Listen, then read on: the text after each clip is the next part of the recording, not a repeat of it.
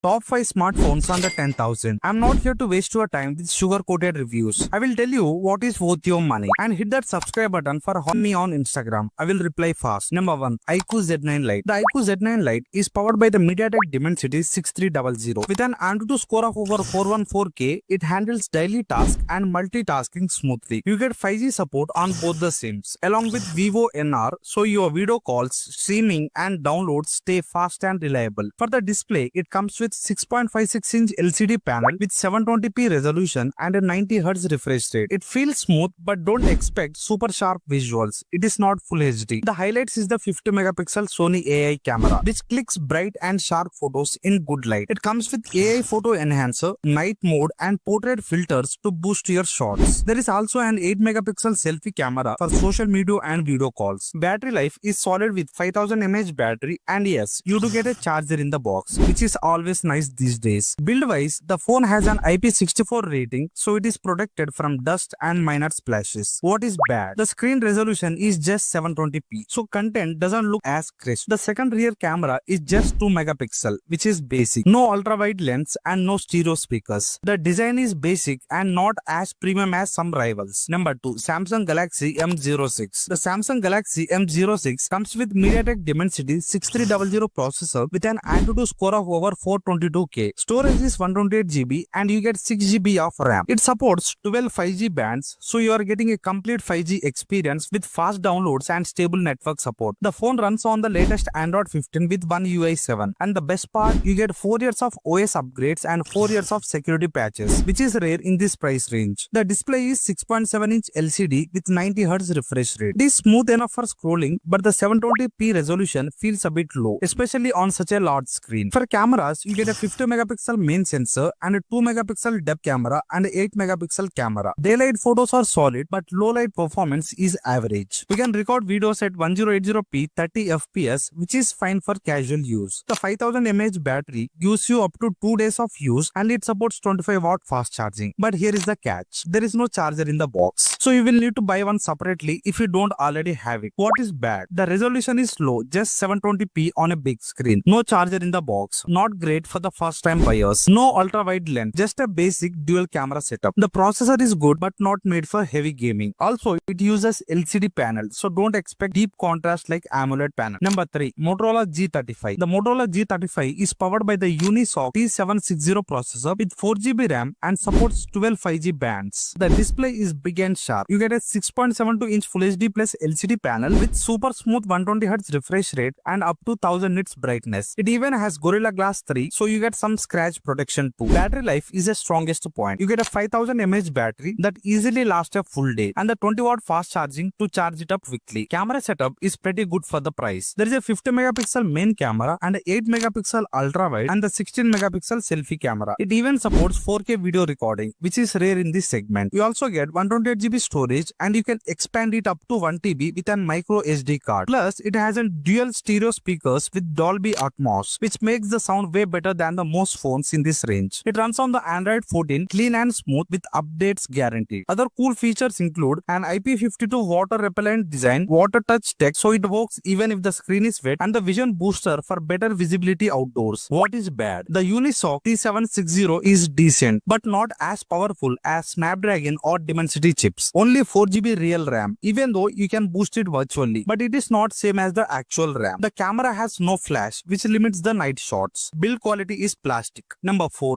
Realme A4. The Realme A4 is powered by the Snapdragon 4S Gen 2. It is smooth for daily use and supports 5G, but only SA 5G, so check with your network before buying. It has a huge 6.88-inch display with 120Hz refresh rate. Scrolling feels smooth and it gets bright at 600 nits for most outdoor use. You get a 50-megapixel dual rear camera which takes good photos in daylight. The 5-megapixel front camera is basic and not great for selfies, especially in low light. The battery is solid at 5160 mAh and it supports 18-watt charging. And the good part, you get a 33-watt charger in the box. It also has USB-C and a headphone jack. It comes with 4GB RAM plus 4GB virtual RAM and a 128GB storage. You can expand the storage up to 1TB with a dedicated SD card slot. Other good stuff includes it runs on the Android 14 and has a side fingerprint sensor and supports both 4G Plus and 5G SA. And what is the bad? There is no 5G NSA, so 5G might not work on some networks. works. No ultra wide or macro camera, just one main lens. The front camera is weak and not good for selfies. It only has a single speaker, so audio is just okay. And remember, virtual RAM isn't real RAM. Number 5. Samsung Galaxy A05. The Samsung Galaxy A05 comes with a 6.7-inch Full HD Plus LCD display, and it is sharp at 1080p and has a smooth 90Hz refresh rate, and it looks bright and colorful for the price. You also get a side-mounted fingerprint scanner which works really well. Under the hood, it is powered by the Snapdragon 680, which is great for daily use and watching videos. It has 4GB RAM and you can boost it up to 8GB with RAM+. The battery is solid at 5000 mAh and it supports 25W fast charging via USB Type-C. For the cameras, you get a 50MP main camera, a 2MP depth sensor, and a 2MP macro lens. It takes good shots in daylight, but night shots are just okay. The 13MP